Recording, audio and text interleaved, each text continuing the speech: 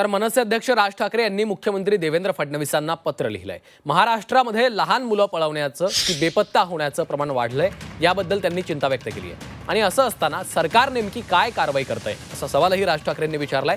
सोबतच भीक मागणाऱ्या मुलांची डीएनए टेस्ट करण्याची मागणी देखील राज ठाकरे यांनी केली आहे। दरम्यान राज ठाकरे यांच्या पत्रामध्ये काय आहे पाहूयात। एका अत्यंत महत्त्वाच्या आणि गंभीर विषयाकडे तुमचं लक्ष वेधून घेण्यासाठी हे लिहित आहे। महाराष्ट्रात लहान मुलं पळवण्याचं ती बेपत्ता होण्याचं प्रमाण वाढत आहे। एनसीआरबीच्या आकडेवारीनुसार जरी गेलं तरी हे प्रमाण 2021 ते 2024 या काळात जवळपास 30% वाढले आहे। लहान मुलांना पळवून नंतर त्यांना कामाला झुंपणाऱ्या, त्यांना भीक मागायला लावणाऱ्या आंतरराज्य टोळ्या तयार झाल्यात आणि या टोळ्या सर्रास लहान मुलं पळवतायत आणि यावर सरकार नक्की काय कारवाई करत आहे हेच समजत नाहीये। आज या राज्यात लहान मुलं पळवली जात आहेत, तरुण मुली पळवल्या जात आहेत, महाराष्ट्रातल्या जमिनी पळवल्या जात आहेत। यावर विधिमंडळात चर्चा व्हावी, त्यावर एकमुखानं काही पावलं उचलायला प्रशासनाला भाग पाडावं असं सत्ताधारी आणि विरोधी पक्षांना वाटत नाही का? हिवाळी अधिवेशन म्हणजे सरकारच्या चुकलेल्या अंदाजपत्रकाला ठिगळ लावण्यासाठी पुरवणी मागण्या मंजूर करून घेण्याची सोय इतकंच प्रयोजन आहे का? अधिवेशनात अनेकदा उत्तरं द्यायला मंत्री सभागृहात नाही अशी परिस्थिती आहे। त्यामुळे लहान मुलं असोत की गायब होणाऱ्या मुली, अशा विषयांवर विधिमंडळात चर्चा होईल अशी अपेक्षा करणं पण अवाजवी वाटेल अशी परिस्थिती आहे।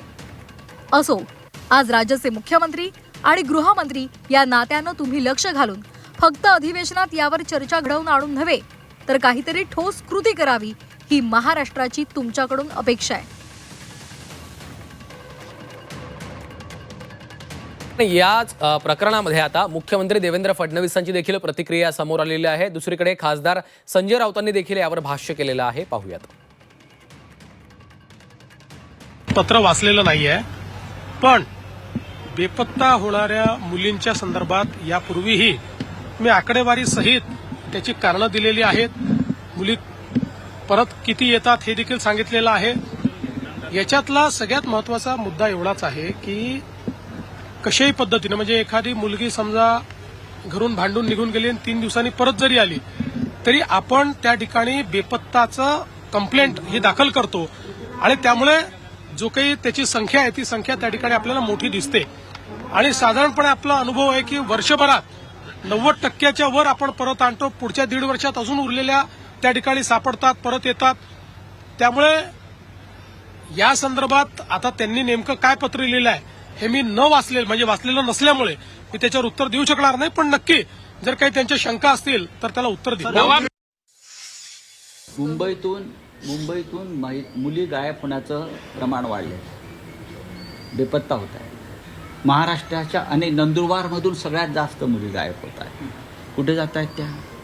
कोणत्या टोळ्या काम करत आहेत? महिला लाडक्या बहिणींच्या संदर्भात फक्त 1,500 रुपयांवरच तुम्ही महिलांना खुश ठेवताय।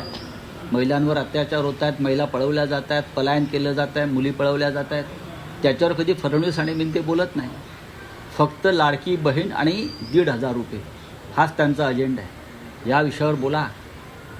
मुंबईतून मुली का गायब होत आहेत, कोणती टोळी इथे काम करते आहे, याच्यावर जरा फडणवीस तोंड उघडा, बोललं पाहिजे।